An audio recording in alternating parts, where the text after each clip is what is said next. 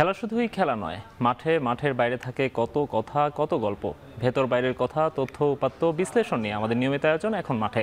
সঙ্গে আছি আমি নোমান আব্দুল্লাহ। শুরুতেই এক নজরে দেখে নিব ক্রীড়াঙ্গনের আজকের দিনের গুরুত্বপূর্ণ খবরাখবর। বাংলাদেশের শেষ হলো বিতর্কিত গামিনী অধ্যায়। চলতি বছরের জুলাইয়ে নতুন করে 1 বছরের চুক্তি করা হলেও 9 মাস বাকি থাকতেই শ্রীলঙ্কায় ফিরলেন তিনি। 2010 সালে বিসিবিতে যুক্ত হওয়ার পর থেকে শেরেবাংলা জাতীয় ক্রিকেট স্টেডিয়ামের দায়িত্বে ছিলেন গামিনী। তবে সমালোচনার মুখে সেপ্টেম্বরে তাকে স্থানান্তর করা হয় রাজশাহীতে। এবার লঙ্কান কিউরেটরের সঙ্গে সব ধরনের সম্পর্ক ছিন্ন করল ক্রিকেট বোর্ড।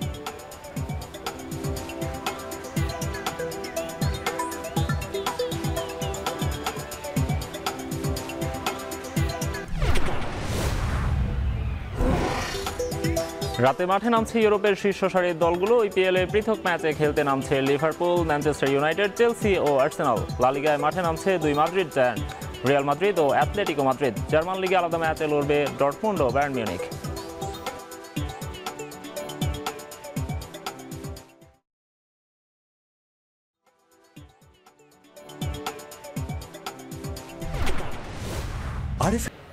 দর্শক, এতক্ষণ দেখছিলাম ক্রীড়াঙ্গনের আজকের দিনের গুরুত্বপূর্ণ খবরাখবরগুলো। তবে আমরা ফিরবো আলোচনায়। আজকে আমাদের মূল টপিক হচ্ছে, আলোচনার বিষয় হচ্ছে বাংলাদেশের ক্রিকেটে যে মন্দাকাল চলছে সেটি নিয়ে। আর এই বিষয়ে কথা বলতে আমাদের সঙ্গে অতিথি হিসেবে আছেন দৈনিক আমার দেশের পত্রিকার ক্রীড়া সম্পাদক এবং সিনিয়র ক্রীড়া সাংবাদিক এম কায়সার।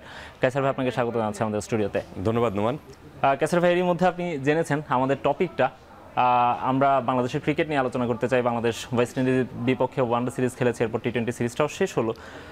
আমরা ক্রিকেটটা ফলো করি, ক্রিকেটটা আমরা খেলাটা দেখি, আপনিও দেখেন, আপনাকে খোঁজ খবর রাখতেই হয়। আমি এই সব পেশাগত দায়িত্বের বাইরে থেকে শুধুমাত্র একজন সমর্থক হিসেবে আপনার কাছে জানতে চাই, বাংলাদেশের খেলা দেখে এখন আপনার কাছে কেমন লাগে?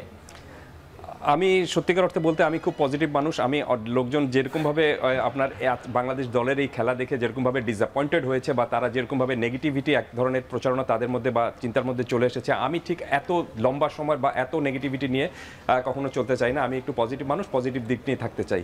আমার ব্যাখ্যার জন্য বলি, সেটি হলো যে বাংলাদেশ দল জাস্ট এই টি-20 সিরিজ হারার আগে ওয়েস্ট ইন্ডিজকে কিন্তু আপনার হারিয়েছে ওয়ানডেতে। তারও আগে পিছিয়ে যদি ফিরে যায়, তার আগে কিন্তু 4টি টি-20 সিরিজে বাংলাদেশ টানা জিতেছিল এবং বেশ ভালোভাবেই জিতেছিল। এবং একটা সিরিজ হারার কারণেই বাংলাদেশ দলকে নিয়ে হয়তো এখন বেশি সমালোচনা হচ্ছে বা ক্রিকেট নিয়ে একটু বেশি কথাবার্তা বলা হচ্ছে যে আমরা বোধহয় ক্রিকেট খেলতে পারছি না বা আমরা ব্যাটিং পারছি না, আমরা হারিয়ে যাচ্ছি বা আমরা ঠিক যে জায়গায় থাকার কথা ছিল ঠিক সেই জায়গাটুকুতে নেই দেখে কিন্তু এখন বলা হচ্ছে যে বাংলাদেশ দলের ক্রিকেটের মন্দা ভাব চলছে। সব কিছু মিলে আপনি যখন কোনো একটা সিরিজে খুব বাজেভাবে হারবেন তখন এই ধরনের চিন্তা ভাবনাটা আসতেই পারে। তবে আমি যে কারণে বললাম যে আমি খুব পজিটিভ মানুষ, আপনি দেখবেন যে আয়ারল্যান্ডের সাথে আমাদের যে সিরিজটা রয়েছে সেই সিরিজে যদি আমরা ভালো করতে পারি আবার কিন্তু পাশা পাল্টে যাবে এবং আপনার এমন হতে পারে যে হেডিংও পাল্টে যেতে পারে। বাংলাদেশ দলের এখন সুসময় চলছে এমন চিন্তা ভাবনা। কিন্তু ভাই, আমার কাছে একটা জিনিস মনে হয় যে এই আমরা আগের যে সিরিজটা খেললাম আফগানিস্তানের এগেনস্টে, সেখানে আমরা হচ্ছে টি-20 সিরিজে ওদেরকে হোয়াইট ওয়াশ করলাম, কিন্তু ওয়ানডে সিরিজটা আবার আমরা হারলাম।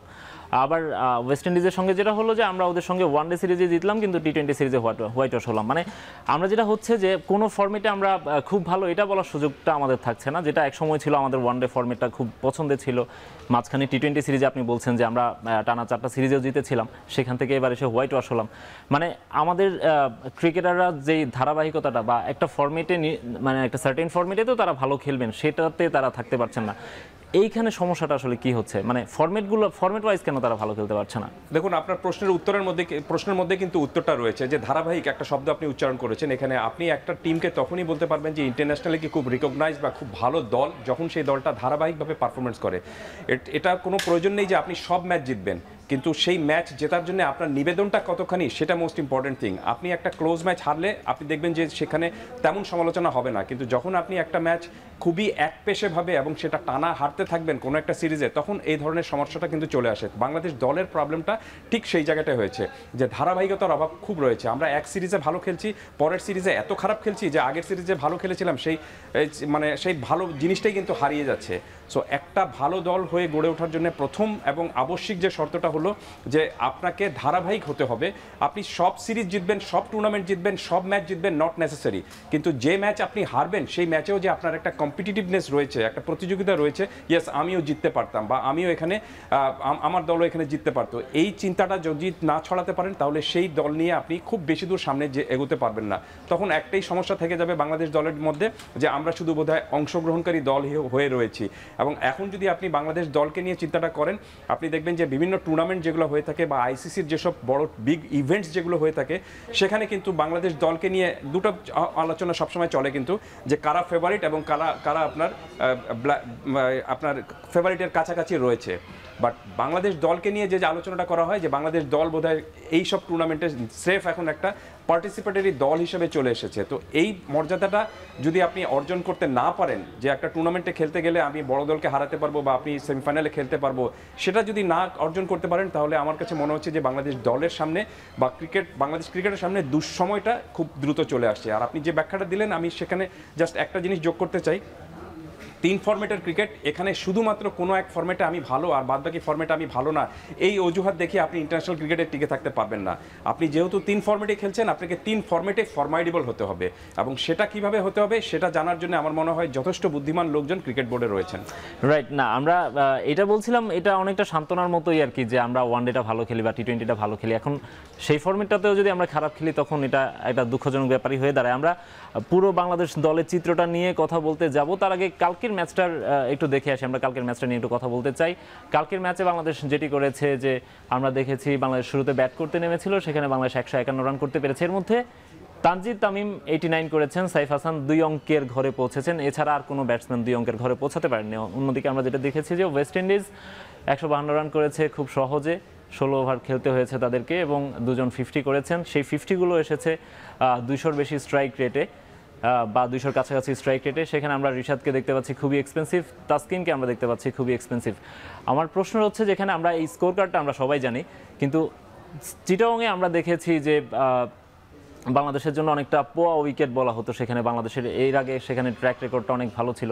সেই মাঠে বাংলাদেশ কেন এভাবে হারলো, মানে এত বড় ব্যবধানে হারলো, যেখানে ওয়েস্ট ইন্ডিজ পুরো ম্যাচেই ডমিনেট করেছে শুরু থেকে শেষ পর্যন্ত, ব্যাটিংয়ের সময়ও একদম পুরো ম্যাচে কখনোই মনে হয়নি যে তারা বাংলাদেশের কোনো চান্স আছে। দেখুন, আপনি স্কোর কার্ডটা কিন্তু জানিয়ে দিচ্ছে যে বাংলাদেশ কেন এত বড় ব্যবধানে এবং একপেশেভাবে হেরেছে। এখানে দেখবেন বাংলাদেশ 151 রান করেছেন এবং একজন ব্যাটার রান করেছেন আপনি 89 রান। 151 থেকে 89 যদি আপনি পার্সেন্টেজ হিসেবে আসেন, সেখানে দেখবেন যে 59%-এর মতো, নিয়ারলি 60%-এর মতো রান একজনই করেছেন, এবং বলও তিনি যা খেলেছেন সেটা কিন্তু পুরো দলের আপনার 54 বা 55%-এর মতো একাই তিনি খেলেছেন। অর্থাৎ ক্রিকেট টিম গেম, এখানে ইন্ডিভিজুয়ালি একজন পারফরমেন্স যদি করেন, আপনি প্রত্যেকদিন ম্যাচ জিততে পারবেন না, অন্তত একজনের সাথে সাপোর্টিভ 2-3 জনকে আপনার এখানে হতে হবে, যে সাপোর্টটা এখানে বাংলাদেশ দল ব্যাটিংয়ে পায়নি। এই কারণে 151 রানের যে টার্গেটটা হয়েছে, এই টার্গেটটা আপনার 180 বা 190 রানও হতে পারতো যদি আপনি পাশের থেকে একজন বা দুজন একটু সাপোর্টটা দিতে পারতেন। সো বাংলাদেশ দলের এই সমস্যাটা, এই ক্রিকেট আপনার টিম গেম, এখানে আপনার একজন ভালো করেন কিন্তু তাকে সাপোর্ট দেওয়ার মতো কেউ থাকে না। এর আগেও কিন্তু ম্যাচগুলোতে কিন্তু তাই হয়েছে, দেখবেন যে আপনি একজন 40 রান করেছেন অথবা একজন 50 করেছেন, কিন্তু তাকে কেউ সমর্থন দিচ্ছেন না। ওয়ারাজ এখানে যদি আপনি এটা না করতে পারেন, তাহলে ইন্ডিভিজুয়াল গেমে আপনি জিততে পারবেন, বাট টিম গেমে আপনি জিততে পারবেন না। তখন আপনি হয়তো একটু ভালো পর্যায়ে যেতে পারছেন কিন্তু জিততে পারছেন না। সো ক্রিকেটে জিততে হলে আপনাকে অবশ্যই কালেকটিভ একটা ইফোর্টস লাগবে। ছোট ছোট ইন্ডিভিজুয়ালি পারফরমেন্সে কিন্তু আপনাকে দিন শেষে অনেক বড় হয়ে দাঁড়ায়। সো বাংলাদেশ দলের এই প্রবলেমটা হয়েছে, এবং যদি আপনি আরেকটু ব্যাখ্যা সময় দেন আমাকে, তাহলে আমি বলবো যে বাংলাদেশ দলের মূল প্রবলেমটা এখন হয়ে দাঁড়িয়েছে কিন্তু আপনার ব্যাটিংয়ে। মিডল অর্ডার ব্যাটিংটাকে বলা হয় থেকে দলের মেরুদণ্ড, কিন্তু সেই মেরুদণ্ড যদি ভেঙে যায় তখন আপনাকে কিন্তু হুইল চেয়ারে করে চলতে হবে। বাংলাদেশ দলের ব্যাটিংটা এখন যেভাবে চলছে, তাতে আমি নিশ্চিতভাবে বলতে পারি যে they are not running on track, they are not running on field.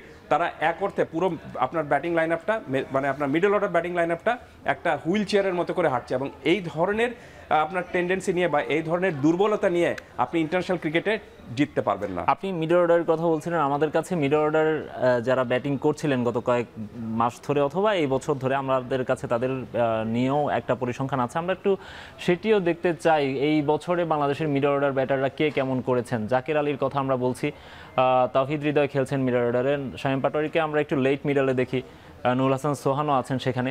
এর মধ্যে আমরা যেটা দেখতে পাচ্ছি সেটি হচ্ছে আমি এভাবে লেখার কারণটা হচ্ছে ডট বলের পার্সেন্টেজটা আমি দেখাতে যাচ্ছিলাম যে এই সময়টাতে এসে দুইটা ব্যাপার হচ্ছে, একটা হচ্ছে এই ব্যাটাররা কলাপস করছে না, আরেকটা ব্যাপার হচ্ছে তারা যদি ক্রিজে কিছুক্ষণ থাকেনও বাংলাদেশ দলের রান পাচ্ছেন না। সেটার কারণটা হচ্ছে আমার কাছে মনে হয় যে ডট বলের পার্সেন্টেজটা আপনি যদি দেখেন, জাকের আলী যাকে আমরা ফিনিশার হিসেবে বলি, হার্ড হিটার হিসেবে আমরা তাকে দলে নিয়ে এসেছি, তিনি 21টা ইনিংস খেলেছেন, তার 60% বল হচ্ছে তিনি ডট বল খেলেছেন। একইভাবে তাওহিদ হৃদয়, শামীম পাটোয়ারি বা নুরুল হাসান সোহানরাও কিন্তু সেভাবে রানে কনভার্ট করতে পারছেন না। তাদেরকে নিয়ে যদি কিছু বলার থাকে। দেখুন, আপনি টি-20তে কিন্তু আপনার মানে ডট বল যদি বেশি দেন আপনি, তাহলে আপনাকে পরে সেটা কাভার করতে হয়, কিন্তু বাংলাদেশ দলের ব্যাটাররা সেই জিনিসটা কাভার করতে পারছেন না। এই কারণে তারা শুরুতে ডট বল দিচ্ছেন, কিন্তু শেষে এসে যখন সেটা কাভার করার কথা বা বিগ শট খেলার কথা তখনই আউট হয়ে যাচ্ছেন। এর ফলে যে প্রবলেমটা হচ্ছে, তিনি শুধু তার নিজের ইনিংসের ক্ষতিটা করছেন না, পরের যে ব্যাটার যিনি আসছেন তার ক্ষতিটা করে দিচ্ছেন। তাকে তখন আপনার সেই ডট বলের সংখ্যাগুলো কমাতে গিয়ে তাকে আর একটু বাড়তি ঝুঁকি নিতে হচ্ছে। তো এই ঝুঁকি নিতে গিয়ে তিনি হয়তো যে ক্রিকেটিং যে সেই টাইমিং অনুযায়ী যে শর্টস খেলার কথা ছিল সেটা তিনি না খেলে রিস্কটা বেশি নিচ্ছেন, যে গুড বলে তখন তাকে ছক্কা মারতে হচ্ছে, ব্যাট বলের জন্য অপেক্ষা করতে পারছেন না তিনি, কারণ ইনিংসের সময়টা শেষ হয়ে যাচ্ছে। সো মিডল অর্ডার ব্যাটারদের কাজটুকু হলো কিন্তু আপনার ইনিংসটা রিবিল্ড করে শেষ করে দিয়ে আসা, কিন্তু বাংলাদেশ দলের প্রবলেমটা হলো যে তারা ইনিংস রিবিল্ড করতে গিয়ে প্রচুর বল খেলে ফেলছেন। এর ফলে যেটি হচ্ছে যে আপনি ওভারের সংখ্যাটা কমে যাচ্ছে, শেষের দিকে এসে বাড়তি প্রেশার পড়ছে এবং সেই প্রেশারটা কপ করতে পারছে না বাংলাদেশ দলের পরের ব্যাটাররা। এবং ম্যাক্সিমাম ম্যাচে দেখা যাচ্ছে যে আপনার শেষের দিকে এসে আপনার সে ব্যাট করতে নামছেন কারা, লোয়ার মিডল অর্ডাররা অথবা আপনার বোলাররা, যাদের ব্যাটিংটা তেমন মানে ব্যাটিং তারা যারা তেমন ভালোভাবে পারেন না। তো সব কিছু মিলে আপনার ব্যাটিংটাই যাদের মূল করার কথা, তারা যদি ফেল করেন তাহলে আপনি স্কোর বোর্ডে রান কীভাবে হবে? সো বাংলাদেশ দলের এক কথায় যদি আপনি আমাকে বলতে বলেন, তাহলে বাংলাদেশ দলের এখন নাম্বার 1 সমস্যা ব্যাটিং দুর্বলতা, নাম্বার 2 সমস্যা ব্যাটিং দুর্বলতা, নাম্বার 3 সমস্যা ব্যাটিং দুর্বলতা। ব্যাটিংটা আপনি যদি না মানে স্ট্রং এবং ফরম্যাডেবল করতে পারেন, তাহলে আপনি দেখবেন যে কখনোই জিততে পারবেন না, সেটা আগে ব্যাটিং করে পরে ব্যাটিং করেও। কাসের ভাই, আমরা ইন্ডিভিজুয়াল প্লেয়ারদের নিয়ে আরও আলাপ করব, কিন্তু আমার কাছে আগে আমি একটু দলটা নিয়ে আলাপ করতে চাই। আপনি একটু আগে বলছিলেন যে বাংলাদেশ টানা 4টা সিরিজ জিতেছে, টি-20 সিরিজ, ওকে ফাইন, কিন্তু বাংলাদেশ সেই সিরিজগুলো কাদের সঙ্গে জিতেছে এবং কোথায় জিতেছে আমরা সেটিও একটু দেখতে চাই। বাংলাদেশ সবশেষ যে 5টা টি-20 সিরিজ খেললো সেখানে শ্রীলঙ্কার সঙ্গে খেলেছে, বাংলাদেশ সেখানে তাদের মাটিতে গিয়ে জিতে এসেছে। বাংলাদেশ পাকিস্তানকে তাদের মিরপুরে হারিয়েছে, নেদারল্যান্ডসকে বাংলাদেশ সেই হারিয়েছে, আফগানিস্তানের সঙ্গে শারজায় গিয়ে বাংলাদেশ দল তাদেরকে হোয়াইট ওয়াশ করতে পেরেছে। আমার কাছে মনে হয় যে ওয়েস্ট ইন্ডিজের বিপক্ষে বাংলাদেশ নিজেদের ঘরের মাঠে হচ্ছে হোয়াইট ওয়াশ হলো। আমার কাছে এই যে দলগুলো দেখছেন, আপনি একটু আগে বলছিলেন যে আপনি বিগ স্টেজে যখন যাবেন, গ্লোবাল টুর্নামেন্টগুলোতে যখন যাবেন, তখন আপনাকে সব দলের সঙ্গে কম্পিট করার মতো সক্ষমতা রাখতে হবে। এই যে দলগুলো দেখতে পাচ্ছি আমরা, এগুলো তুলনামূলকভাবে বাংলাদেশের মানের দল অথবা বাংলাদেশের চেয়ে কিছুটা এগোনো। আমি যদি শ্রীলঙ্কার সাম্প্রতিক পারফরমেন্সের কথা বলি, হয়তো কিছুটা এগোনো। আফগানিস্তান বাংলাদেশের চেয়ে টি-20তে অনেকটাই এগোনো বলা চলে। সেই হিসেবে বাংলাদেশের এই পারফরমেন্সটা মনে হয় আমাদের অ্যাকসেপ্ট করার মতো আর কি। এছাড়া বাংলাদেশের এই সিরিজ জয়গুলো নিয়ে কি আসলে তৃপ্তির ঠেকুর তোলার সুযোগ আছে?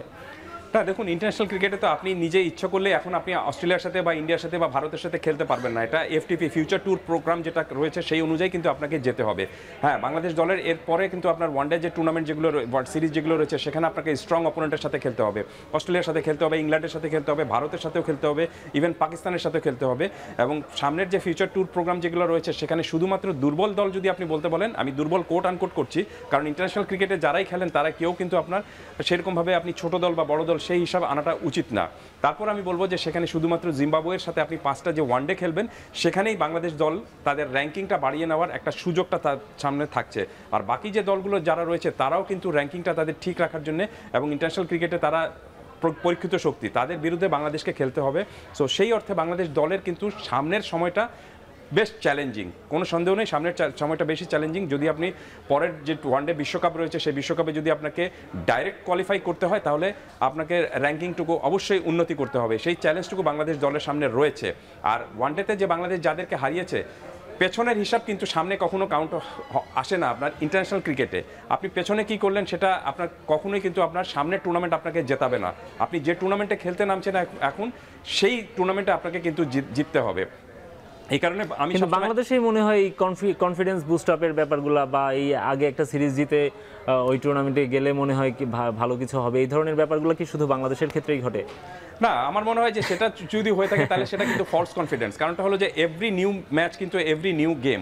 সো আপনাকে এইভাবেই চিন্তাটা করতে হবে যে প্রত্যেক দিনটাই কিন্তু আমাকে নতুন করে চ্যালেঞ্জটুকু আসছে এবং প্রত্যেকটা নতুন ম্যাচ কিন্তু আমাকে নতুনভাবে চ্যালেঞ্জটুকু জিততে হবে। সেই কাজটুকু যদি করতে হয়, হ্যাঁ আমি এর আগে সিরিজ জিতেছিলাম সেই কারণে কিন্তু আমি একটা কনফিডেন্স নিয়ে এসে পরের সিরিজটাও আমি জিতে যাব, শুধু কনফিডেন্স আপনাকে সিরিজ জেতায় না, আপনাকে ম্যাচ জেতায় কিন্তু সেদিন আপনি কি পারফরমেন্স করছেন। ঠিক এই কারণে আমি সবসময় একটা জিনিস বিশ্বাস করি, সেটি হলো যে হ্যাঁ আপনি বাড়তি কিছুটা হয়তো আত্মবিশ্বাস আপনি নিয়ে সেই ম্যাচে নামতে পারবেন, সেই এক্সপিরিয়েন্সটা আপনি কাজে লাগাতে পারবেন যে আগের ম্যাচে আপনি যেরকমভাবে সমস্যায় পড়েছিলেন সেই সমস্যা থেকে আপনি কীভাবে বেরিয়ে আসতে পেরেছেন, সেই বিষয়টা হয়তো আপনার কাজে লাগবে। কিন্তু মানে সেটা শুধুমাত্র আপনাকে ম্যাচে জেতাবে না, ম্যাচে জেতাবে কিন্তু ম্যাচ সিচুয়েশনটা আপনি কীভাবে রিড করতে পারছেন এবং সেই ম্যাচ সিচুয়েশন আপনি কীভাবে ওভারকাম করতে পারছেন এবং জিততে পারছেন। আমার মনে হয় যে বাংলাদেশ দলের মূল প্রবলেমটাও কিন্তু আপনার ব্যাটিংয়ের সঙ্গে এটাও করতে হবে যে কোন ম্যাচে আমাকে ম্যাচ সিচুয়েশন অনুযায়ী কেমন ব্যাটিংটা করতে হবে এবং প্ল্যানটুকু কিভাবে করতে হবে, সেটা কংক্রিট প্ল্যানটুকু যারা মাঠে থাকছেন তারা সেরকমভাবে করতে পারছেন না বলে আমরা দেখবেন যে অনেক কাছাকাছি এসেও কিন্তু আমরা ম্যাচ হেরে যাচ্ছি। আমাদের সুপার ওভারে হলো রাইট, আমাদের কিন্তু 12 বলে আপনার 20 রান দরকার, হাতে 4 উইকেট রয়েছে, 5 উইকেট রয়েছে, সেই ম্যাচও কিন্তু আমরা হেরে যাচ্ছি। তার মানেটা হলো যে শেষের দিকে এসে যেরকমভাবে একটা কংক্রিট প্ল্যান করার কথা সেটা আমরা করতে পারছি না। এটার সাথে আমি ছোট্ট একটা হিসাব মিলাতে চাই, আপনি দেখবেন যে সরল অঙ্ক আপনি সব করলেন কিন্তু আপনি উত্তরটা ভুল লিখলেন, আপনি কিন্তু জিরো হয়ে যাবে। সো বাংলাদেশ দলের ব্যাটিংয়েও কিন্তু মূল প্রবলেমটা এখানেই চলে আসছে। আপনি শুরুটা হয়তো কোনো ম্যাচে ভালো করলেন, মিডল অর্ডারে এত খারাপ করলেন যে শেষে আপনি আর কভার আপ করতে পারলেন না। এখানে প্রত্যেকটা ধাপে আপনাকে প্রতিপক্ষের চেয়ে এগিয়ে থাকতে হবে, তাহলে কিন্তু আপনি ম্যাচটুকু জিতবেন। রাইট। দল হিসেবে বাংলাদেশ দলের ড্রেসিং রুমের পরিবেশটা কেমন, এটা নিয়ে একটা প্রশ্ন আছে। আর একটা হচ্ছে বেশিরভাগই অবশ্য তাসকিন বা লিটন বা সৌম্য সরকারের কথাও যদি বলি, তিনিও যেহেতু আগে সিরিজে ছিলেন, এরা তো অনেক বছর ধরেই ইন্টারন্যাশনাল ক্রিকেটটা খেলছেন। এছাড়া বাকি যারা আছেন তানজিদ তামিম বা এরা কয়েক বছর হলো এসছেন। এদেরকে কি ড্রেসিং রুমে প্রাপ্য সম্মান দেওয়া হচ্ছে কিনা, বা ড্রেসিং রুমের পরিস্থিতিটা কেমন এখন আসলে? আর আরেকটা প্রশ্ন হচ্ছে সঙ্গে যে এই ধরনের ডিসিশনগুলো নেওয়ার ক্ষেত্রে তারা কেন হচ্ছে ক্যালকুলেটিভ হতে পারছেন না? প্রথম প্রশ্নটা হলো যে দেখুন, ইন্টারন্যাশনাল ক্রিকেটে আপনি নতুন খেলতে আসছেন না, আর সঙ্গে আরও যারা রয়েছেন তারা অনেক আগের দিন থেকে রয়েছেন, এই হিসাবটা কিন্তু আসবে না। আপনি যখনই ইন্টারন্যাশনাল ক্রিকেটে খেলতে নেমেছেন আপনাকে কিন্তু যোগ্য হিসাবে কাউন্ট করে কিন্তু সেখানে খেলানো হচ্ছে। আপনার আগে কোনো এক্সপিরিয়েন্স ছিল না ইন্টারন্যাশনাল ক্রিকেটে, সেটা কিন্তু এখানে কাউন্টেবল হবে না। আপনি খেলতে নামছেন এখানে, আপনাকে কিন্তু ওই এক্সপিরিয়েন্সদের মতোই কিন্তু খেলতে হবে। বিষয়টা হলো যে যত তাড়াতাড়ি এখানে সেই অভিজ্ঞতাটা বা নিজেকে মানিয়ে নিতে পারে, নিজেকে অ্যাডাপ্টেড করতে পারে, সেই কিন্তু বিজয় হয়ে থাকে। আমরা দেখেছি না যে কোনো ধরনের ইন্টারন্যাশনাল ক্রিকেটে প্রথমবারের মতো খেলতে নেমে অভিষেকে অনেকে সেঞ্চুরি করেছেন, দলকে জিতিয়েছেন, সেরকম ঘটনাও কিন্তু দেখেছি। তো সেটা কিন্তু তাদের এক্সপিরিয়েন্সটা না, তাদের সেই ম্যাচ সিচুয়েশনে কীভাবে নিজেকে মেলে ধরতে হবে, কীভাবে নিজেকে অ্যাডাপ্টেড হতে হবে, এবং এই গ্রেটদের মধ্যে আমাকে গ্রেট হতে হবে। অনেক ভালো খেলোয়াড় রয়েছেন, সেই ভালো খেলোয়াড়ের মধ্যে আমাকে সেরা খেলোয়াড়টুকু হতে হবে। এই তাগিদটুকু কিন্তু আপনাকে নিজেই তৈরি করতে হবে। এটা কিন্তু আপনাকে কোচ তৈরি করে দেবেন না বা কোনো মনোবিদ তৈরি করে দেবেন না, এই তাগিদটা আপনাকে নিজের মধ্যেই তৈরি করতে হবে। আমি মনে করি যে বাংলাদেশ দলের মধ্যে সেই তাগিদের কিছুটা অভাব রয়েছে। আমরা একটু আর পড়ে জীবন কাটাতে চাই, আমরা কিন্তু আপনার এই জিনিয়াস হয়ে উঠতে চাই না, বা আমরা অনেকের মধ্যে নিজেকে মেলে ধরার একটা বিষয়, এক্সপোজার পেলাম, কিছু টাকা পয়সা ইনকাম করলাম, দ্যাটস ইট। রাইট, সেটাই এই কারণে বললাম যে একদম পুরোপুরি আপনার মধ্যবিত্ত এক ধরনের কিন্তু জীবন, যে আপনি নিরাপদে সবকিছু কাটিয়ে দিতে চাই। নিরাপদে সবকিছু কাটিয়ে দিলে হবে না, আপনাকে যখন খেলতে নামছেন আপনাকে সেরা পারফর্মার হতে হবে, এবং আপনার যেন তেন ধরনের পারফর্মার না, সেরা পারফরমেন্সটা আপনাকে এখানে দেখাতে হবে, তাহলে কিন্তু আপনি ইন্টারন্যাশনাল ক্রিকেটে টিকে থাকতে পারবেন। আর আপনি ড্রেসিং রুমের কথা যেটা বলছিলেন, যে আপনি যদি এই সিরিজটার কথাই বলেন, তাহলে এখানে আমি মনে করি যে ড্রেসিং রুমের আপনার পরিবেশ যে খুব একটা সুখকর বা স্বাস্থ্যকর নয়, সেটা বোঝা যাচ্ছে দুটো বিষয়। একটা হলো দেখবেন যে আপনি এই সিরিজে প্রচুর আমরা কাট অ্যান্ড চপ করেছি, মানে একে ওখানে খেলিয়েছে, ওকে নামিয়েছি, একে আবার ড্রপ করেছি, আবার পরের ম্যাচে তাকে খেলিয়েছি, এই ধরনের একটা পরীক্ষা নিরীক্ষার বিষয়টা ছিল। এর কারণটা হলো যে আপনি কোনো দলের কোনো খেলোয়াড়ের উপর আপনি আত্মবিশ্বাসটুকু রাখতে পারছেন না যে এই আমার মেইন প্লেয়ার হবে, সে আমাকে জিতিয়ে দিবে। এই কারণে কাট অ্যান্ড চপের মধ্যে চলছে। আর ড্রেসিং রুমের যে সুস্থ পরিবেশ বা সঠিক পরিবেশ নেই, সেটার জন্য আপনাকে উদাহরণ হিসেবে বেশি দূর যেতে হবে না, সেটা অধিনায়ক নিজেই কিন্তু আপনি প্রকাশ্যে একজন খেলোয়াড়ের সমালোচনা তিনি করে ফেলেছেন। এটা ধরেন আপনি করাটা খুবই বাজে একটা উদাহরণ হয়েছে, কোনো সন্দেহ নেই। কারণ একজন খেলোয়াড়ের সমালোচনা অবশ্যই করার অধিকার একজন অধিনায়কের রয়েছে, কিন্তু সেটা কোথায়? সেটা ড্রেসিং রুমের বন্ধ দরজায়, সেটা আপনি বাইরে আসবে না।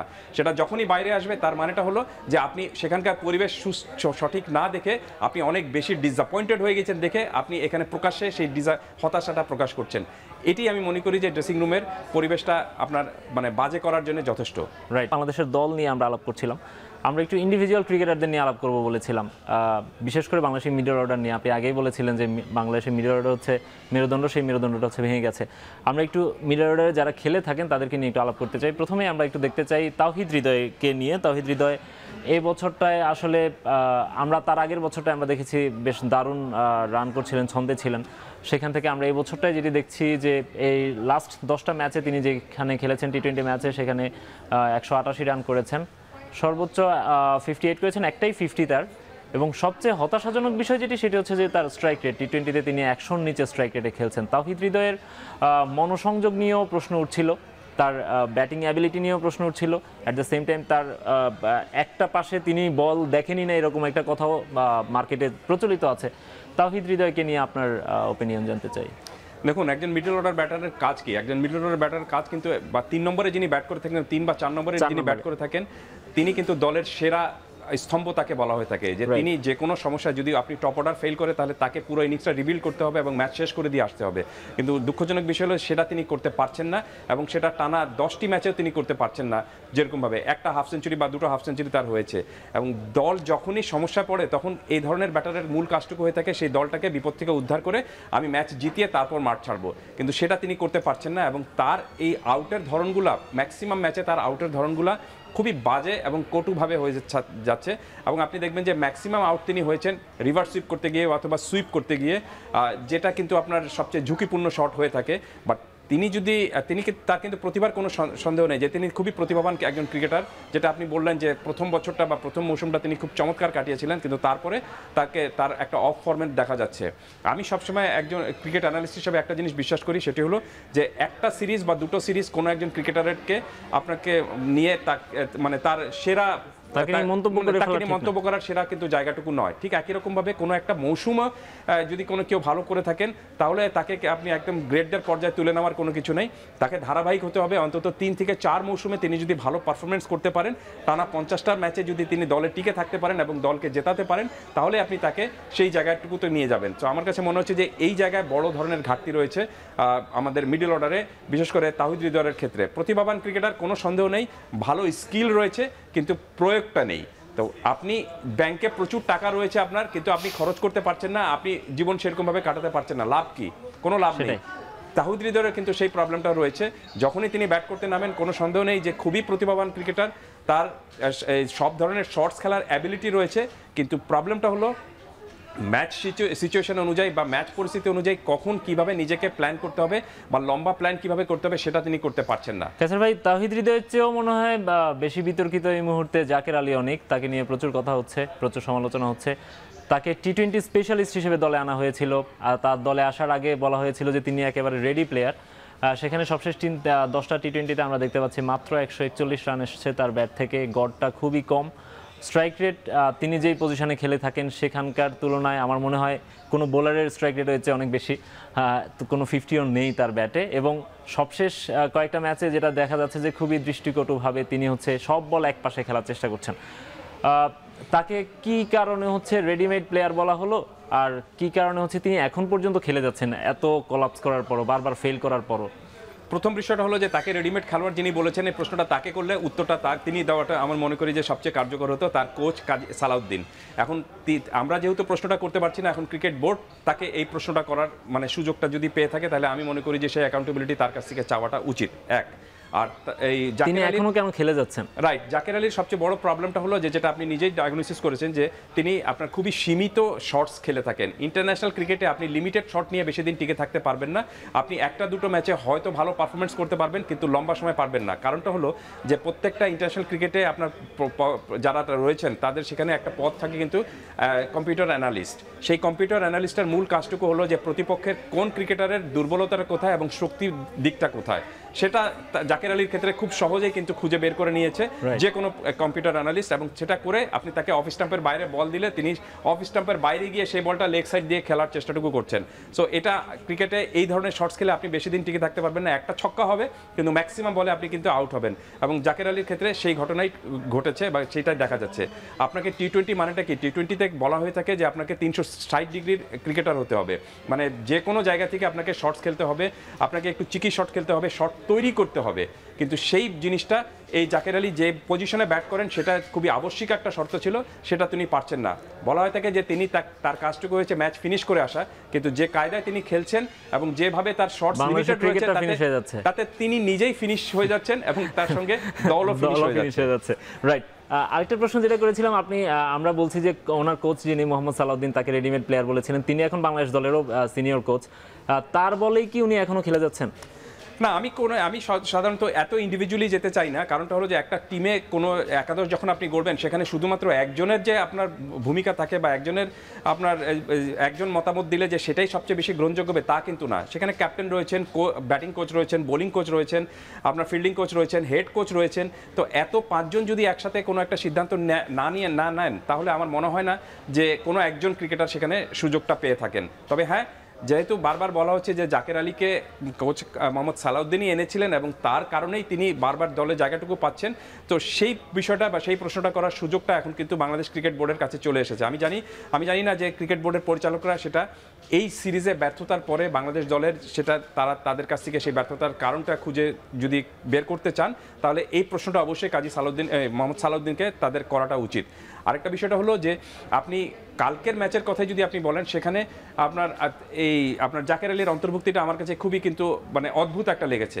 কারণ আপনি জাকের আলীকে খেলাচ্ছেন কি কারণে? জাকের আলী কিন্তু বোলিং করতে পারেন না, জাকের আলী কিন্তু আপনার কিপিং করেন না, উইকেট কিপিং করেন, কিন্তু উইকেট কিপিং তিনি এখানে করছেন না। এখানে মূল কিপার হিসেবে রয়েছেন লিটন দাস এবং সেকেন্ড উইকেট কিপার হিসেবে আপনার নুরুল হাসান সোহান ছিলেন। এবং জাকের আলী ব্যাট করতে নামছেন কোথায়?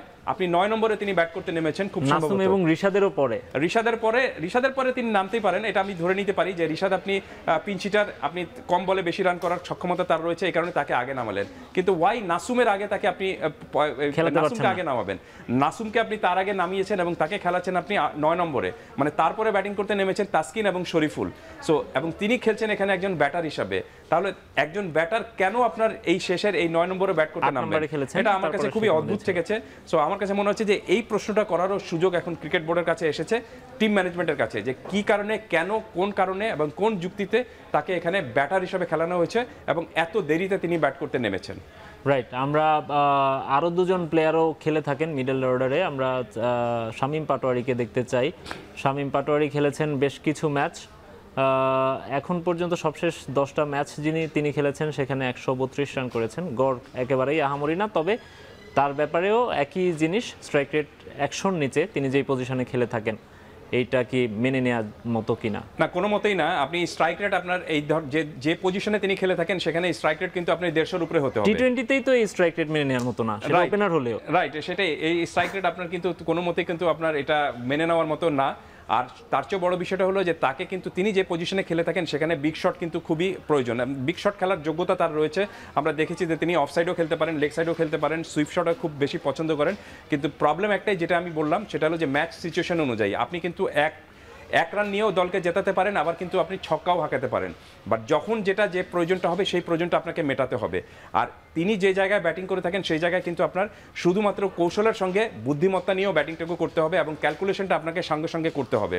টি20তে আমরা সাধারণত দেখেছি যে আপনি দেখবেন যে 12 করে রান দরকার হলেও কিন্তু ম্যাচ জিতে যায়, আপনি 14 করে রান দরকার হলেও কিন্তু ম্যাচ জিতে যায়। তো আপনি খেলাটা শেষ পর্যন্ত নিয়ে যাওয়ার, যে ডিপে নিয়ে যাওয়ার যে বিষয়টা, সেটি আমি মনে করি যে এই ক্রিকেটারদের মধ্যে বা ব্যাটারদের মধ্যে খুবই অনুপস্থিত রয়েছে। দেখেই আমরা শেষের দিকে এসে আপনার যারা ব্যাটিং করতে পারেন না তাদের ব্যাটিংয়ের উপর নির্ভর করি, অথচ ম্যাচ শেষ করে দিয়ে আসার কথা কিন্তু এই ব্যাটারদের, সেটা তারা ঠিকমতো করতে পারছেন না। এবং সেটা একটা ম্যাচে না, ধারাবাহিকভাবে, এবং এত অধারাবাহিকতা তারা রয়েছেন যে তাদেরকে নিয়ে আপনার প্রকাশ্যে অধিনায়ক নিজেই সমালোচনা করছেন। এবং ব্যর্থতার দিক থেকে তারা অনেক ধারাবাহিক। আমরা আরেকজন ব্যাটার আছেন এখানে, নুরুল হাসান সোহান। আমরা 2025 সালে তিনি 8টি ম্যাচ খেলেছেন, 120 রান করেছেন। তার স্ট্রাইক রেট বা গড় কোনোটাই, গড়টা তিনি অনেক ম্যাচে অপরাজিত ছিলেন, সে কারণে অনেক বেশি মনে হচ্ছে। সোহানের ব্যাপারে যেটি হয় যে সবসময় বলা হয় তিনি অনেক অবহেলিত, তিনি অনেক বুদ্ধিমান প্লেয়ার, এটা সেটা অনেক কিছু বলা হয়। বাট আমরা এই বছর তার খেলা যেটা দেখেছি যে অনেকটা এক্সপোজড হয়ে গেছেন মনে হচ্ছে আর কি। তার ব্যাটিং স্ট্যান্স বা ওই আপনি যেটি বলছিলেন যে ক্যালকুলেটিভ ক্রিকেটটা, শেষ পর্যায়ে এসে কোন ম্যাচ সিনারি অনুযায়ী মানে ম্যাচটা টেনে নেওয়া অথবা শেষ করে আসা অথবা ওই সিচুয়েশন অনুযায়ী খেলা, আমরা কোনোটাই তার ব্যাট থেকে দেখিনি, কিন্তু এখন তিনি অনেকটা রেগুলারই খেলছেন। না, কিন্তু ঘরোয়া ক্রিকেটে তিনি কিন্তু রেগুলার পারফর্মার। এর আগে কিন্তু ইন্টারন্যাশনাল ক্রিকেটেও 2-1 ম্যাচ তিনি জিতিয়েছেন এবং বেশ ভালো কায়দায় ফ্রম নোওয়্যার ম্যাচটা বাংলাদেশকে জিতিয়ে দিয়েছেন এবং শেষের দিকে যেরকম ব্যাটিংটা প্রয়োজন হয় সেই ব্যাটিংটা তিনি করতে পারেন। ক্রিকেটে একটা কথা বলা হয়ে থাকে যে ম্যানুফ্যাকচার্ড শট, সেই ম্যানুফ্যাকচার শট করার ক্ষমতা কিন্তু রয়েছে। আপনি সবসময় কিন্তু কাভার দিয়ে খেলে অথবা আপনি অফ ড্রাইভ করে কিন্তু আপনি টি-20তে ম্যাচ জেতাতে পারবেন না। এই শটটাই দেখুন, যে ছবিটা দেখা যাচ্ছে সেটা তিনি কিন্তু স্কুপ করার চেষ্টা করেছেন এবং খুবই রিস্কি শট, এবং এই জায়গা দিয়ে তিনি যদি স্কুপ করতে পারেন, ফাইন লেগে যদি কোনো ফিল্ডার না থাকে তাহলে কিন্তু 4 বা ছক্কা চলে আসতে পারে। সো এই শটগুলো খেলার যোগ্যতা তার রয়েছে, চিকি শট খেলার যোগ্যতা রয়েছে, শট ম্যানুফ্যাকচার করার সক্ষমতা তার রয়েছে। প্রবলেমটা ওই এক জায়গায়, ধারাবাহিকতা নেই। আরেকটা সমস্যা মনে হয় আমার কাছে আরেকটা যেটা সমস্যা মনে হয়, উনি অনেক আগে হচ্ছে ওনার স্ট্যান্সটা নিয়ে ফেলেন, বা ওনার বোলাররা হচ্ছে ওনাকে রিড করে ফেলতে পারে। এখন যে ক্রিকেটটা চলতেছে, বোলাররা একেবারে শেষ মুহূর্তে এসে ডিসিশন নেন, ব্যাটাররাও সেম। সো উনি আমার কাছে মনে হয় যে অনেক আগে হচ্ছে ওনার পজিশনটা নিয়ে ফেলেন, যে কারণে রিভিলড হয়ে যায়। আমার কাছে মনে হয় বোলাররা ওই অনুযায়ী বল করলেন, সেক্ষেত্রে তিনি এটার আরেকটা কারণটা হলো যে আপনি দেখবেন যে তার নিজেকে একটা মানে প্রমাণ করার একটা তাগিদ নিয়ে কেন জানি তিনি প্রত্যেকটা ম্যাচে খেলতে নামেন। আপনি সব ম্যাচে গিয়েই আপনাকে যে শর্টস খেলতে হবে, নট নেসেসারি। আপনার যদি রান রেট এবং আপনার বলের ইকুয়েশন সমান থাকে, তাহলে কিন্তু আপনি ধীরে ধীরে খেলেই কিন্তু ম্যাচ জিততে পারবেন। কিন্তু তার মধ্যে একটা টেন্ডেন্সি দেখা গিয়েছে যে আমি এই ধরনের, যেহেতু ম্যানুফ্যাকচার শট করতে পারেন, আমি এই ধরনের শট খেলতে পারি, সেটা একটা প্রমাণ করার বা দেখানোর একটা টেন্ডেন্সি রয়েছে, যাতে আমি পরের ম্যাচে হয়তো সুযোগটা পাই, বা আমাকে হঠাৎ করে এই সিরিজে যে ডাকা হয়েছে আমি যেন নিজেকে মেলে ধরতে পারি, এই ধরনের একটা আগাম চিন্তা একটা থাকে। আপনি সেটা করবেন অবশ্যই, কিন্তু সেটার জন্য যদি আপনি সফল হতে না পারেন, তাহলে দেখে মনে হচ্ছে যে আপনি বোধহয় খুব একটা মানে প্রেশারের মধ্যে রয়েছেন বা চাপের মধ্যে রয়েছেন পারফরমেন্স করার জন্য। অবশ্যই প্রেশারের মধ্যে থাকবেন, কিন্তু সেই প্রেশারটা আপনি শো করবেন না। আপনি নিজে চেপে রেখে তারপরে আপনি ম্যাচ জিতিয়ে তারপর প্রেশারটুকু শো করবেন। সেই প্রবলেমটা কিন্তু আমার কাছে মনে হচ্ছে যে নুরুল হাসান সোহানের মধ্যে রয়েছে। তবে নুরুল হাসান সোহান বাংলাদেশ দলের অবশ্যই প্রতিভাবান খেলোয়াড়, এবং আপনি যদি বাংলাদেশ দলে কিন্তু আপনি সেভাবে যদি হিসাব করে দেখেন, তেমন খেলোয়াড় কিন্তু নেই। আমরা বারবার বলি না যে তৃণমূলে আমাদের অনেক খেলোয়াড় রয়েছেন, তৃণমূলে খেলোয়াড় কিন্তু আমাদের নেই বলেই কিন্তু আপনি দেখবেন যে কোনো একজন খেলোয়াড়ের জায়গায় আপনি যাকে ফেরত নিয়ে আসছেন, যিনি আগে যাকে যে কারণে বাদ দিয়েছিলেন, তাকে ঠিক আপনি সেই কারণে আবার ফেরত নিয়ে আসছেন। তিনি এমন কিছু ঘরোয়া ক্রিকেটে কোনো পারফরমেন্স করেননি, কিন্তু তাকে আপনার শূন্যস্থানটাকে পূরণ করতে হচ্ছে আবার সেই যাকে বাদ দিয়েছিলেন তাকে এনেই। দ্যাট মিনস আপনার কাছে নতুন খেলোয়াড় নেই বলেই কিন্তু আপনি আবার তাকে ফেরত নিয়ে আসছেন। এবং সেটা যদি না হয়, তাহলে আপনি দেখবেন যে বাংলাদেশ দলে একাদশ গড়তে গিয়ে কোনোদিন হয়তো 10 জন খেলোয়াড় ছাড়া আপনি খেলোয়াড় খুঁজে পাচ্ছেন না। আমি আশা করছি যে বাংলাদেশ দলের আপনার পরিচালনায় যারা রয়েছেন বা যারা আপনি খেলোয়াড় তৈরির দায়িত্বে রয়েছেন, তাদের যেন এই চিন্তাটুকু না করতে হয় যে আমি যেন অফ ফর্মে থাকা খেলোয়াড়কে বারবার খেলাতে বাধ্য হচ্ছি, কারণটা হলো আমার কাছে কোনো খেলোয়াড় নেই। তারা যেন খেলোয়াড় তৈরি করতে পারেন এবং নতুন খেলোয়াড় যাতে আসতে পারে, এবং নতুন খেলোয়াড় যদি আসে তাহলে দেখবেন যে আপনি এদের মধ্যে এক ধরনের প্রতিযোগিতাটা বাড়বে। সো সব কিছু মিলে যদি আপনি আমাকে এক কথায় বলতে বলেন, তাহলে আমার কাছে মনে হচ্ছে যে বাংলাদেশ দলের এখন বিশেষ করে টি-20-র ব্যাটিংয়ের মানে আপনার মিডল অর্ডার ব্যাটিংয়ের যে অবস্থা, তাতে আপনাকে ওভারহোল একটা চেঞ্জ করতে হবে ব্যাটিংয়ে, এবং সেটা যদি আপনি চেঞ্জ না করেন, তাহলে আপনি হয়তো একটা দুটো ম্যাচ জিততে পারবেন, কিন্তু আপনি কোনো বড় টুর্নামেন্টে সেমিফাইনাল বা আপনি কাছাকাছি যেতে পারবেন না। রাইট, আমরা সেজন্যই বলছি ক্রিকেটের মন্দাকাল চলছে, মিডল অর্ডারের পরিস্থিতি নিয়ে আমরা আলোচনা করছিলাম। দর্শক, বাংলাদেশের ক্রিকেটের মন্দাকাল নিয়ে আলাপ করছিলাম। আমাদের সঙ্গে আছেন সিনিয়র ক্রীড়া সাংবাদিক এম কায়সার ভাই। আমরা ক্রিকেটারদের মেন্টালিটি নিয়ে কথা বলছি, ক্রিকেটারদের অফ ফর্ম নিয়ে কথা বলছি। ক্রিকেটারদের এই যে পারফরমেন্সের ওঠানামা, এটার সঙ্গে পিচেরও একটা সম্পর্ক মনে হয় থাকে। আমরা যেটি দেখেছি যে মিরপুরে দীর্ঘদিন ধরে বা একটা স্লো উইকেট তৈরি করা হচ্ছিল, সেখানে বাংলাদেশ টানা ম্যাচ জিততে পারছিল, এবং সেখান থেকে একটা ফলস বা এটা কি বলে ফলস কনফিডেন্স নিয়ে হচ্ছে তারা বৈশ্বিক টুর্নামেন্টে যে হচ্ছে ডাব্বা মেরে আসছিল, এ ধরনের আমরা সিচুয়েশন দেখছিলাম। তো এই সব কিছুর জন্য যাকে দায়ী করা হচ্ছিল, সেই গামিনীকে হচ্ছে বিসিবি এবার বিদায় করে দিচ্ছে। তার বিরুদ্ধে অনেকগুলো অ্যালিগেশনসও আছে। আমরা একটু তার সময়কালটার ব্যাপারে আপনার একটু এক্সপ্লেনেশন চাই। না দেখুন, একজন পিচ কিউরেটর কিন্তু আপনি তার নিজের ইচ্ছে মতো পিচ তৈরি করবেন সেটা কিন্তু বলার কোনো উপায় নেই। তিনি যে ধরনের আপনার প্রেসক্রিপশন পান, সেই প্রেসক্রিপশনটা কার কাছ থেকে আসে? টিম ম্যানেজমেন্টের কাছে আসে। আপনি আরেকটু স্পষ্ট করে বললে কোচ, ক্যাপ্টেন এবং আপনার টিম যারা কোনো একটা সিরিজের জন্য পরিকল্পনায় থাকেন, তারা যেরকমভাবে উইকেটটা চান সেই উইকেটের একটা প্রেসক্রিপশন আপনার এর কাছে পাঠিয়ে দেন, পিচ কিউরেটরের কাছে পাঠিয়ে দেন। পিচ কিউরেটর সেরকমভাবেই কিন্তু আপনি পিচটা তৈরি করেন। এর ব্যাখ্যায় আমি একটাই জিনিসই বলতে পারি, আপনি দেখবেন যে মিরপুরের উইকেট নিয়ে এত সমালোচনা হচ্ছে যে এটা স্লো উইকেট, এখানে আপনার স্টিকি উইকেট, এখানে স্পিনাররা বেশি সুবিধাটা পান, বল থেমে আসে, এখানে আপনার পেস বোলারদের এখানে কোনো কিছু নেই। পুরোপুরি স্পিন ওরিয়েন্টেড, স্পিন স্বর্গ বলা হয়ে থাকে। কিন্তু সেই স্পিন স্বর্গে আপনি যদি একটু খেয়াল করে থাকবেন, গত বছর যে বিপিএল যেটা হয়েছিল সেখানে কিন্তু 180-190 রান হয়েছে এবং সেই রান তাড়া করেও দল কিন্তু জিতেছে। দ্যাট মিনস আপনি এই উইকেটে আপনি স্পোর্টিং উইকেটও বানাতে পারেন, এই উইকেটে কিন্তু আপনার ব্যাটিং স্বর্গও করতে পারেন, স্পিন স্বর্গকে ব্যাটিং স্বর্গেও পরিণত করতে পারেন। বিষয়টা হলো যে আপনি কি জিনিসটা চান সেটা। সেই সময়টা বিপিএলে আপনার যিনি বোর্ড প্রেসিডেন্ট ছিলেন ফারুক আহমেদ, তিনি সেটা চেয়েছিলেন বলেই সেই পিচটাও কিন্তু আপনার এরকমভাবে তৈরি করা হয়েছিল।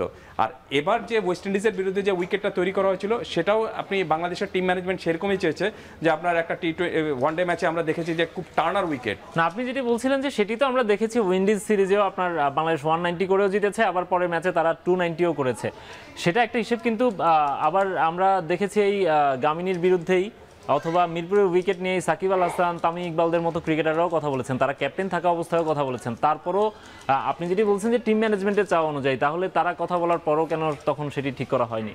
না, এখন তারা কথা বলেছিলেন, ইন্ডিভিজুয়ালি কথা বলেছিলেন, কিন্তু তারা কি সেরকম প্রেসক্রিপশন দিয়েছিলেন সেটাও কিন্তু দেখার বিষয়টা হবে। যদি তারা সেরকম প্রেসক্রিপশন দিয়ে থাকেন এবং সেই উইকেট যদি আপনি পিচ করে এটা না তৈরি করেন, তখন আপনি এটা অ্যালিগেশন হিসেবে আনতে পারেন। কিন্তু তারা হয়তো ইন্ডিভিজুয়ালি এক একটা কথা তারা বলেছিলেন, কিন্তু পুরো টিম ম্যানেজমেন্টের আপনার যে সিদ্ধান্ত যেটা ছিল সেই সিদ্ধান্ত অনুযায়ী কিন্তু আপনি উইকেট তৈরি করেছিলেন পিচ ক্যারেটার। আমার কাছে মনে হয় না যে পিচ ক্যারেটার তার ইচ্ছা অনুযায়ী এই ধরনের উইকেট তৈরি করবেন। আর আপনি যে প্রশ্নটা করেছিলেন যে এই উইকেটের ধরনের খেলে কোনো লাভ কি, আমি একটা স্টোরি লিখেছিলাম যে এই উইকেট লইয়া আমরা কি করিব। কারণ এই উইকেটে আপনি আমি কিন্তু উদাহরণ হিসেবে বলি যে এই উইকেটে আপনি অস্ট্রেলিয়াকে হারিয়েছিলেন, আপনি নিউজিল্যান্ডকে হারিয়েছিলেন, কিন্তু সেই বিশ্বকাপে সেই অস্ট্রেলিয়া এবং নিউজিল্যান্ড ফাইনালে খেলেছিল, আর বাংলাদেশ স্কটল্যান্ডের মতো দলের কাছেও কিন্তু হেরেছিল। সো বিষয়টা হলো কি যে আমরা ছোটবেলায় দেখতাম না যে কেউ ঝগড়াঝাটি যখন করছে তখন বলে যে আমার মহল্লায় আসিস, আমি তোকে দেখিয়ে দেবো। তো বাংলাদেশ দলের অবস্থা হয়ে গিয়েছে, ক্রিকেট দলের অবস্থা হয়ে গিয়েছে এরকমভাবে যে আমার সাথে খেলতে আসো মিরপুরে, আমি দেখিয়ে দেবো। কিন্তু মিরপুরের বাইরে গেলে কি অবস্থা হয় সেটা কিন্তু চট্টগ্রামের উইকেটে আমরা এটা দেখতে পেলাম যে একটা স্পোর্টিং উইকেট কিন্তু এখানে 3টি ম্যাচই বাংলাদেশ হেরেছে বেশ বড় ব্যবধানে, 16 রানে 14 রান এবং 5 উইকেটে। যখন আপনি একটা টি20 ম্যাচ হারবেন সেটা নিশ্চিতভাবে কিন্তু আপনার ওয়ান সাইডের অ্যাফেয়ার্সের মতোই হয়ে যাবে। সো বাংলাদেশ দলের এখন আমি মনে করি যে এখান থেকে একটা শিক্ষা নেওয়া উচিত যে মিরপুরের স্লো উইকেটে আপনি একটা দুটো ম্যাচ জিততে পারবেন, সেটা হয়তো আপনার র্যাঙ্কিং বাড়ানোর জন্য এই ধরনের আপনি পরিকল্পনা নিতে পারবেন, কিন্তু সব সময়ের জন্য না। আপনাকে যদি জিততে হয় তাহলে অবশ্যই আপনাকে স্পোর্টিং উইকেটেও জিততে হবে, ব্যাটিং উইকেটেও জিততে হবে, যেটা পেস বোলারদের ওরিয়েন্টেড উইকেট সেখানেও কিন্তু ভালো পারফরমেন্স করতে হবে। ব্যাখ্যা হিসাবে বেশি দূর যাব না, শুধু একটাই ব্যাখ্যা দেই। এর আগে আপনি দেখতেন যে ভারতের মাটিতে যে কোনো ক্রিকেট হওয়া মানেটাই ছিল সেখানে কিন্তু স্পিন স্বর্গ। এখানে আপনার প্রথম 2-3 ওভার শুধু পেস বোলাররা করতেন, তারপর ম্যাচের কোনো সময় ইভেন টেস্ট ম্যাচেও পেস বোলাররা আর বোলিংয়ে করতেন না।